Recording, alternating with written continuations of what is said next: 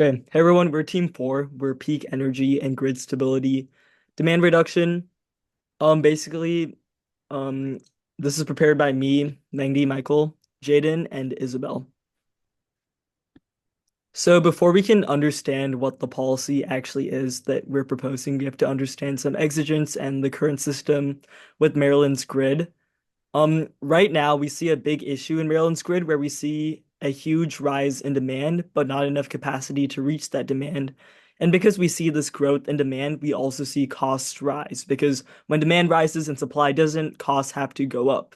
And this leads us to a situation where costs have surged $14.7 billion within a single year, mostly due to data centers, electrification, and expanding digital infrastructure, a lot of it related to AI.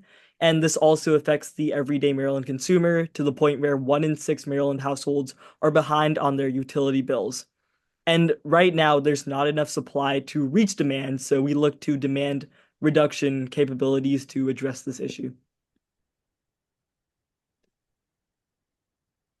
Yeah, no. So there were a few ways that they were doing this specifically to help cut the costs. One of them was demand response, which is basically people and companies, which can fit into one term called customers. Basically, anybody, a person or a group can choose to like reduce their electricity during peak hours, thus saving like the electricity grid some stress while also usually gaining some benefits, usually in monetary senses. And this allows you to basically choose if you want to help or not while also getting incentives. And distributed energy resources are basically like things like rooftop solar batteries and like smart appliances. And basically, they increase grid resilience by creating their own electricity, like generating their own electricity. I think wind turbines along those lines. Obviously, generating your own electricity makes electricity from the power grid more available to other places, thus also lessening the strain. And virtual power plants are basically a group, like a big connection of plugged in DERs, which allows the software to reduce the load and supply power back to the grid. And it's also 40 to 60% cheaper than the traditional power grids. And also, these resources or ways of lowering the prices are much more efficient than building new power plants, which will take a lot of time. All right, so there were multiple acts that were passed in the past legislative session about energy. The utility relief act was one of them, and what this did was multiple things, but it did lift the 800 megawatt battery cap, and it did target data center tariffs. However, in the passing of this act, it also cut Empower's efficiency funding, and from that, we can see that in the next decade, it projects that it will lead to an increase of $1.2 billion in infrastructure costs due to these Empower cuts. Furthermore, the PJM energy market has risen a lot.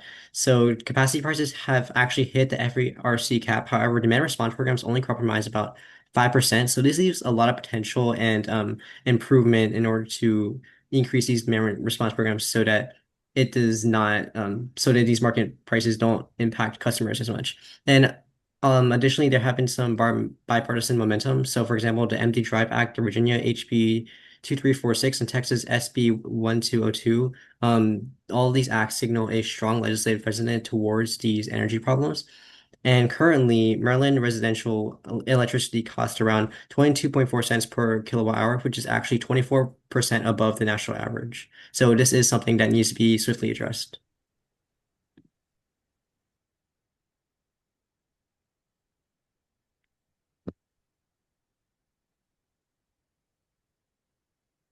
Uh, is Isabel here? Okay, if not, I can cover this. Okay, so we established 4 recommendations for us, and the first is a statewide BPP development framework. So this helps to increase grid capacity. As we identified earlier, there's a lot of untapped potential where with like virtual grids and like a distributed energy network rather than relying on centralized areas, and this ultimately leads to lower cost power and hopefully we'll see like these costs trickle down to the American consumer and we want to see Maryland consumers pay less for their electricity. Our second recommendation is to also restore funding to the Empower program. For those who don't know, the Empower program is one of like Maryland's premier like demand reduction programs. And ultimately, the Empower program increases energy efficiency, and that's a great way to lower peak demand and like help low income residents as well. We also want to dismantle barriers to third-party demand response.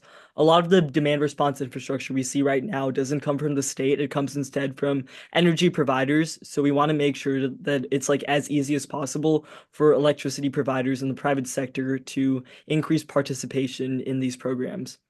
And the final thing is to expand demand responsive pricing. Things like smart thermostats help to like reduce usage during peak demand hours, which should also help prices go down during these peak hours. And when we see prices go down, that again should hopefully communicate to the consumer that energy costs are down overall. But yeah, that's all we have for our project. Main idea is that supply side responses like increasing capacity aren't enough alone. They must be combined with demand side responses as we identify in our recommendations.